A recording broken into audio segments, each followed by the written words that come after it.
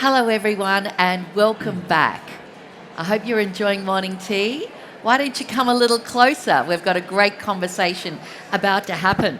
As AI tools become more common in board workflows, the question is no longer whether to use them, but how to use them responsibly. In this session, we're going to unpack where AI can genuinely add value across the meeting cycle, from agenda planning to minute drafting and director preparation, while addressing the governance guardrails that must come up first. Now, with me here in the AGS studio is Justin Kumar. He's APAC Sales Director at OnBoard. He has more than 17 years of experience working with organisations to improve leadership decision-making and governance practices. Over Justin's career, he's partnered with companies including Census, Podium, Diligent and Deal, supporting boards and executive teams and adopting tools that strengthen oversight and organisational effectiveness. Thank you, OnBoard, for your support of this session and indeed the Australian Governance Summit. Now, you're going to see a QR code come up behind me. I really urge you to take a look at what's behind it. It's the AICD's white paper on this very issue, so it's a tremendous resource. But let's get cracking, Justin. Let's do it. What should boards prioritise when it comes to AI? First of all, hello. Hello everyone, nice to meet you all. There's a lot to unpack here. In 2025, OnBoard did a board effectiveness survey. And what we found was that 69% of board directors are already using AI in the boardroom already, which is a staggering amount. And this is the back end of 2025, when we thought that AI was certainly new. In my experience, being at OnBoard for 2 years, we've seen a 44% increase in board directors using our own AI tools at OnBoard. And these are things like summarising board materials, using AI to draft the minutes. So I believe that what boards need to prioritise is that have the willingness to start to be open to use AI, but also understand there are security measures that go along with it as well. Okay, just 3 things to prioritise. What would it be? So I would say AI governance needs to catch up with adoption of AI. I believe that we have to focus on structured use of AI. It should be key policies that the organisations use to AI, and also boards need to set these structure and framework up. I'm sure everyone in the room has heard your call to action that governance needs to catch up with AI. What do you mean? So what I mean by that is like it's almost as if we're going through digital transformation, which we went through, many years ago here in Australia. We see from our surveys and our feedback that we have some boards that adopt really, really quickly, and some boards that are taking their time because they are not, I wouldn't say afraid, but they're cautious with the security implications that come with AI.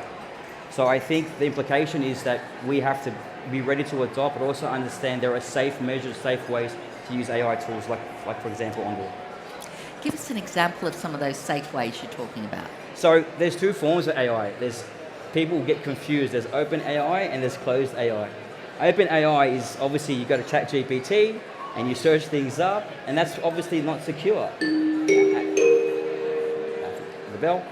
At OnBoard, for example, I'll just use OnBoard for an example. This is a notice for anybody with lost property.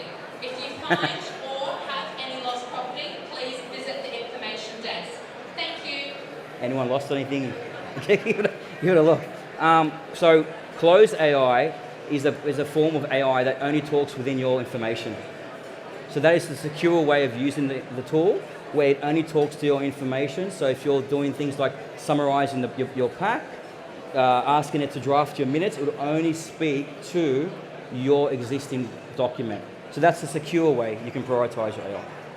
What are the best ways for directors if they think, God, I'm a bit out of my depth, I'm feeling really behind? What are the best ways to become fluent? AI fluent? Experiment using tools. I always say trial and test tools in the AI space. It can be a little bit daunting to understand because there are so many tools out there that you can use, but some of the easiest way to do is find tools that you are already working existingly out in the marketplace and trial and test them. We believe that most success we've had from customers that have come to OnBoard using the AI have already used pieces of tools in other forms, like, for example, Copilot, or they're using Teams transcriptions to record their meetings. That's a good first step. A lot of boards will start to use Copilot or Teams transcriptions to record the minutes.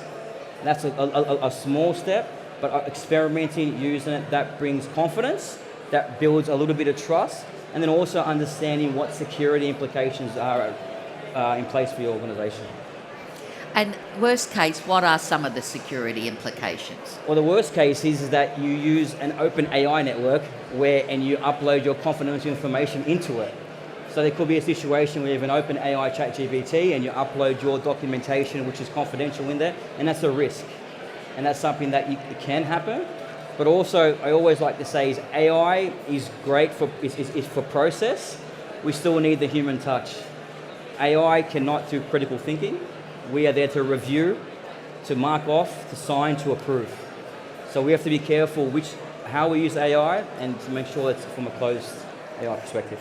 Well, what is the board's role in the ethical use of AI and then the cybersecurity and protection of data, which you've alluded to? Yeah, that's a great question. I think that has to be very clear set policies by organizations when they encounter AI as well.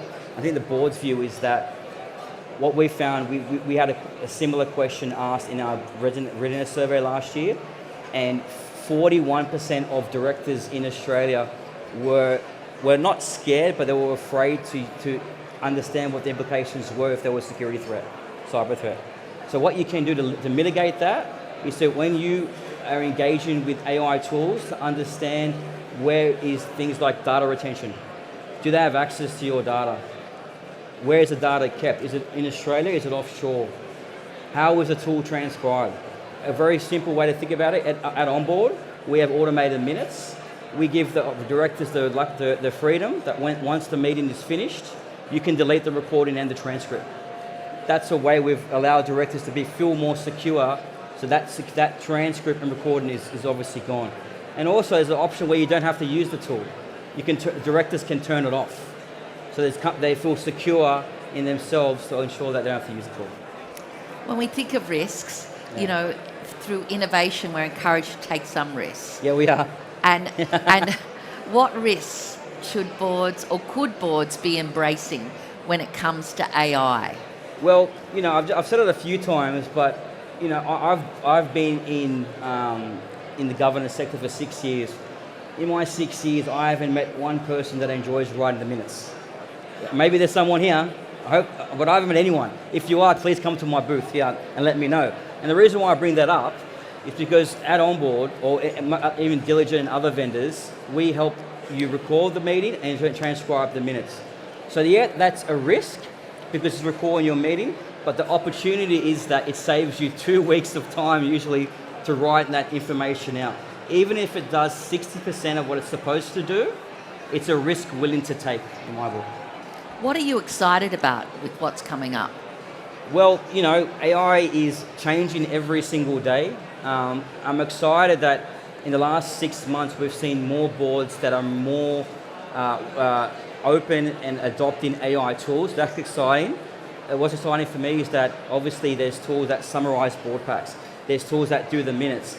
There's tools that even do your agenda now here at OnBoard where you don't have to type your agenda out anymore. You can physically create your agenda from your last meeting, January 2nd.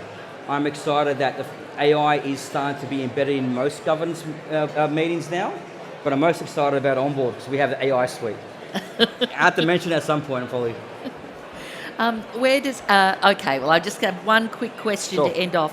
Where does investment in AI capability at scale sit with other strategic priorities for boards, in your view?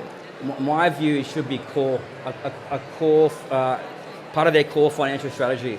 As we see more, like I mentioned in the beginning of this talk, 69% of board directors in our survey of 400 people said they're using AI. Much like digital transformation we had in Australia, more and more boards are using AI every single day. So for that retrospect, it should be a part of your core financial strategy, or at least you should be discussing it at the top level.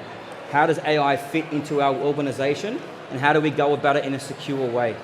So I think it is something that should be a part of their core strategy, or at least in the next 12 months they should be discussing it at the top level.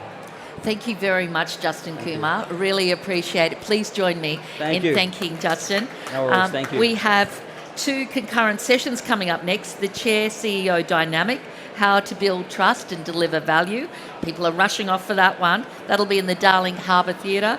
And our Boardroom Hypothetical session, which is always a cracker, is taking place in the Cockle Bay Room on level 3. Thanks so much. Thank you. Thank you. Thank you.